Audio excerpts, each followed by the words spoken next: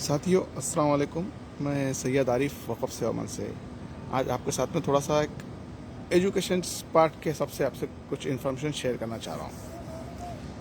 पहले तो मैं आप लोगों से गुजारिश करूँगा कि देखो, कोरोना फिर से फैल रहा है ओमिक्रॉन के ज़रिए, तो आप अपना अपनी फैमिली का और सबका ख्याल रखें।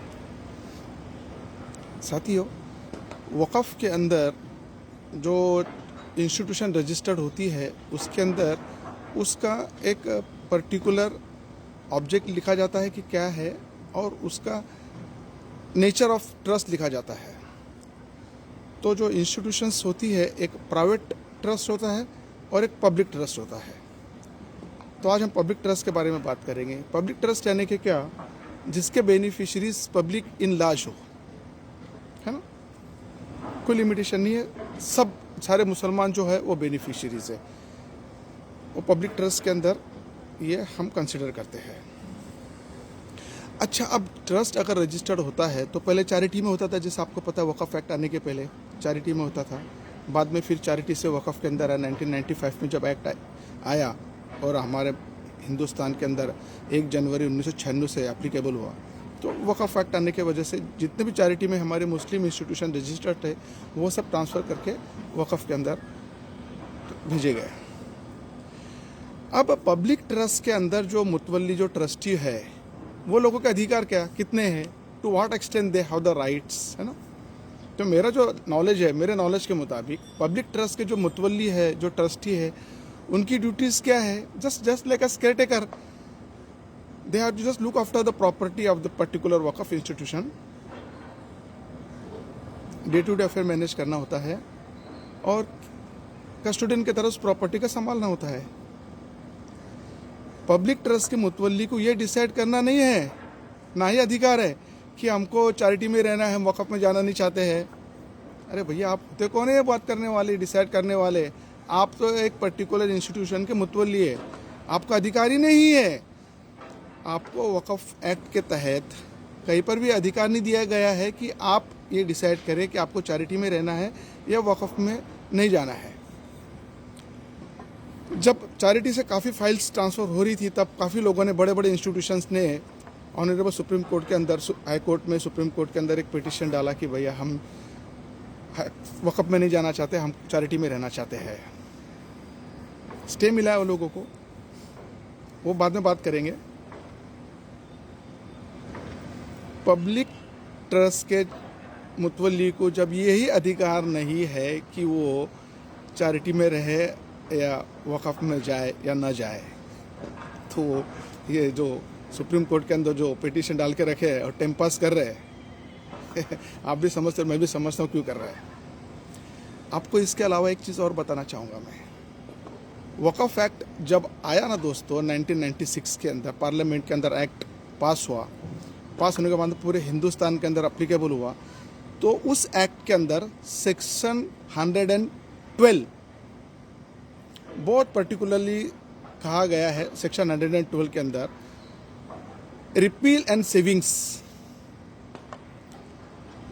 तो वक़फ़ एक्ट आने के पहले जो पर्टिकुलर स्टेट्स हमारे हिंदुस्तान में थे, उस स्टेट्स के अंदर जो उनके इंटरनल जो कानून बने हुए थे to look after, to manage the waqf institutions, है ना, those act has been repealed with immediate effect. ये तो एक्ट के अंदर है, आप भी देख सकते हैं, बुक्स के अंदर है, सेक्शन 112(3). अच्छा, इस चीज़ को बहुत इलाबोरेटली 2012 के अंदर ऑनरेबल सुप्रीम कोर्ट ने यूसुफ चावला केस के अंदर जो SLP में जजमेंट दी, इंटरिम रिलीफ देते समय, उस वक्त के जो जज साहब थे मरहूम अल्तमश कबीर साहब, मैं फिर एक बार उनके लिए अल्लाह ताला से दुआ करता हूँ कि अल्लाह ताला उनकी मग़फ़िरत करे, उनको जन्नतुल फिरदौस में आला मकाम अदा करे। उन्होंने बहुत इलाबोरेटली और बहुत अच्छा लिखा था, मैं पढ़ के दिखाता हूँ क्योंकि दोस्तों ये चीज़ बहुत इंपॉर्टेंट है। वो जो ऑर्डर है, ऑर्डर का पैरा नंबर 28 अगर हम देखते हैं, तो पैरा नंबर 28 में उन्होंने लिखा है, if immediately before the commencement of this act in any state there is in force in that state any law which corresponds to this act, that corresponding law shall stand repealed. ये para number 28 के अंदर honourable Supreme court के जज लोगों ने लिखा है, ठीक है। अच्छा, पैरा नंबर 29 में क्या लिखा सब फिर उन्होंने, in present case the difference between trust and waqf appears to have been overlooked and the High Court has passed the order without taking into consideration the fact that the Charity Commissioner would not ordinarily have any jurisdiction to manage the waqf property. 2012 का एक मतलब का order है, उन्होंने कह दिया कि भी charity does not have the jurisdictions to manage the waqf properties. और आज हमारे पब्लिक ट्रस्ट के मुतवल्ली कह रहे हैं कि हमको वकफ में नहीं जाना है, ट्रस्ट में चैरिटी में रहना है। चैरिटी का जो एक्ट है वो रिपील हो चुका है। As on today no charity should manage the waqf property, और आप पब्लिक को बता रहे हो कि हमको चैरिटी में रहना है, वकफ में नहीं जाना है। जिस वक्त आप ऑनरेबल सुप्रीम कोर्ट में जाके स्टे लिए थे ना, उस वक्त हो सकता था कि महाराष्ट्र के अंदर वकफ बोर्ड नहीं बना था, ठीक है। उस सर्कमस्टेंसेस में ऑनरेबल सुप्रीम कोर्ट ने कहा कि भाई चलो अब कौन देखेगा, तो इन द मीन टाइम चलो ठीक है। ये मैं भी मतलब एक बता रहा आपको, मैं स्टे मिल गया होगा आप लोगों को। लेकिन आज की तारीख में ऑनरेबल जो जजमेंट्स दिए गए हैं सुप्रीम कोर्ट के 2012 के अंदर, यूसुफ चाला के अंदर, उन्होंने कहा कि there does not have any jurisdiction. तो फिर अगर हमको आप कहते हो कि नहीं हमको तो चैरिटी में ही रहना है, वक़फ़ में नहीं जाना है, तो इसका मतलब ये है कि आपकी नीयत ख़राब है।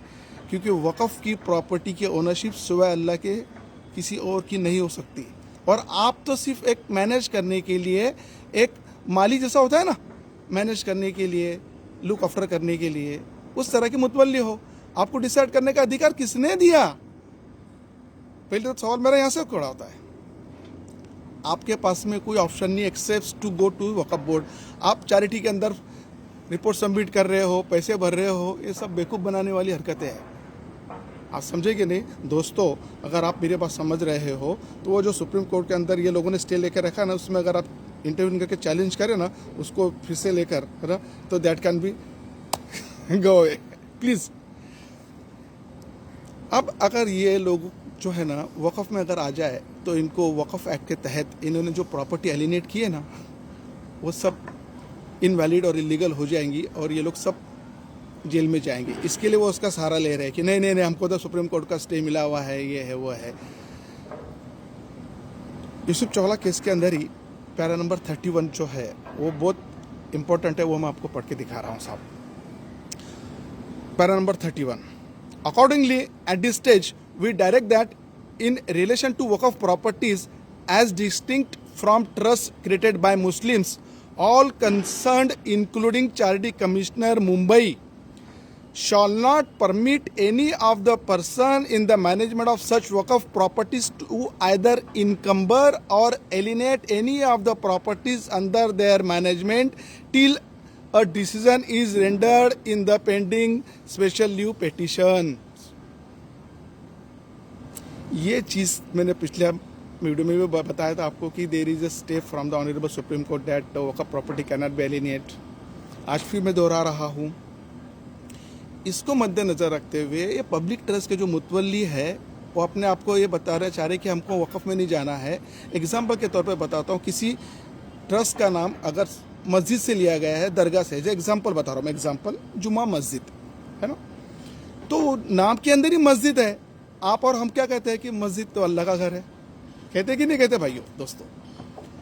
मस्जिद, दरगाह, खानका, ईदगाह, कब्रस्तान बाय डिफ़ॉल्ट वक़फ़ है सेक्शन 3 के 1 के तहत। देख लीजिए आप, अब जब ये वक़फ़ ऑलरेडी है तो तुम ये सब डिसाइड करने वाले कौन होते हो कि हमको चैरिटी में रहना है, वक़फ़ में नहीं जाना है? अरे कौन से सेक्शन में तुमको अधिकार दिया गया है? मैं तो ये कहता हूँ कि चोर की दाढ़ी में तिनका, something is cooking, something is fishy. अगर आप वाकई के अंदर पब्लिक ट्रस्ट के मुतवल्ली हो और आपको अल्लाह का खौफ है, क्योंकि प्रॉपर्टी जो वक़फ़ की वो अल्लाह की होती है, तुम्हारी हमारी किसी की नहीं होती। और एज ए बेनिफिशियरी मैं बोल रहा हूँ, पब्लिक ट्रस्ट की प्रॉपर्टी में हर मुसलमान को इक्वल राइट है, बिकॉज के all the Muslims are equally beneficiary in that particular institution property. वो प्रॉपर्टी वक़फ़ की है, वक़फ़ के शेड्यूल पर आना चाहिए। जितनी भी प्रॉपर्टी आपने अपने बैलेंस शीट्स के अंदर एसेट में दिखाई है, those property must have to be recorded in the waqf schedule. दोस्तों मैं आप लोगों से फिर एक बार कहना चाह रहा हूँ कि देखिए, ये लॉ के अंदर खेलने की ज़रूरत नहीं है। Once waqf is always waqf, settle law है, बिल्कुल क्लियर कट है। मेरे पास में इसके पहले की वीडियो में मैंने आपको बताया था कि अंजुमन इस्लाम हमारे हिंदुस्तान का बहुत बड़ा इंस्टीट्यूशन है, वो खुद भी एक वक़फ़ है। मैं आपको आज बताना चाह रहा हूँ कि अंजुमन इस्लाम ये वक़फ़ इंस्टीट्यूशन है। मैं बेस बना रहा हूँ, गवर्नमेंट ने जो वक़फ़ का गैजेट बना के डिक्लेयर किया है, उस गैजेट में अंजुमन इस्लाम का नाम मौजूद है, एड्रेस मौजूद है, और उस गैजेट में ऑब्जेक्ट ऑफ द ट्रस्ट लिखा गया है रिलीजियस। इसके तहत, इस गैजेट की कॉपी के तहत मैं आज आप लोगों को गवाह बनाकर आप लोगों के सामने अंजुमन इस्लाम वक़फ़ इंस्टीट्यूशन है ये ऐलान करता हूं, और मैं चैलेंज करता हूं। और आज के बाद में मैं जब भी वीडियो बनाऊंगा तो अंजुमन इस्लाम वक़फ़ है ये कोशिश करूंगा कि प्रूव करूं। ये मेरा मतलब एक मकसद शुरू हो गया दोस्तों। साइमल्टेनियसली मैंने कहा था कि कुछ बड़े बड़े इंस्टीट्यूशंस है, वक़फ़ इंस्टीट्यूशन है, जिनकी बहुत सारी प्रॉपर्टी है। 2012 का जजमेंट जो आया है ना यूसुफ चावला का, उसके बाद में काफ़ी प्रॉपर्टी लोगों ने एलिनेट की है। सारा लेते हैं कि नहीं नहीं हमने तो वक़फ़ के अंदर स्टे लेके रखा हुआ है ना, गलत है, गलत है। मोर पर्टिकुलरली मैं बताता हूँ, Ahmad Abdul Karim brothers charity trust, जिसका रजिस्ट्रेशन है B641। मैं आपको थोड़ा सा डिटेल बताता हूँ कि जो चैरिटी कमिश्नर होता है जब रजिस्ट्रेशन देता है ना तो क्लासिफिकेशन करता है। वो क्लासिफिकेशन हमारे ऑब्जेक्ट ऑफ द ट्रस्ट के हिसाब से करता है।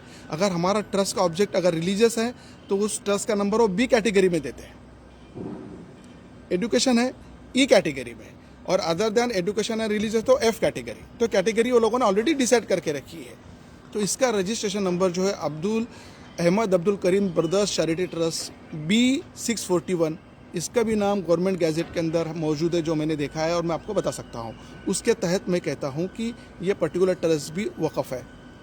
इसकी प्रॉपर्टी एलिनेट हुई, जो मैंने पिछले कहा था 7 एग्रीमेंट्स मेरे पास में है, मौजूद है।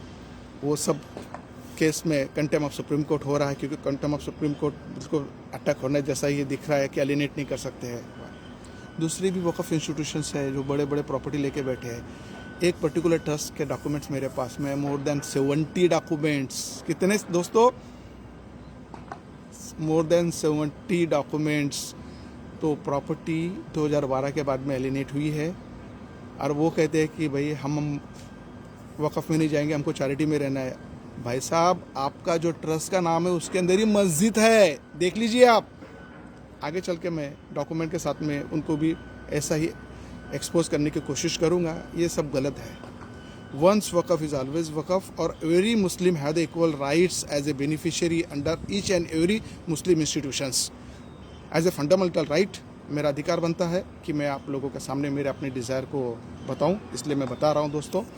बस मैं इतना बोल के यहाँ पे आप लोगों से विदा लेता हूँ। आप लोगों से फिर एक बार गुजारिश करता हूँ कि आप अपनी फैमिली का, अपने सोसाइटी का सबका ख्याल रखें। Do take care of yourself. अल्लाह हाफिज़ दोस्तों, दुआ में याद रखिएगा।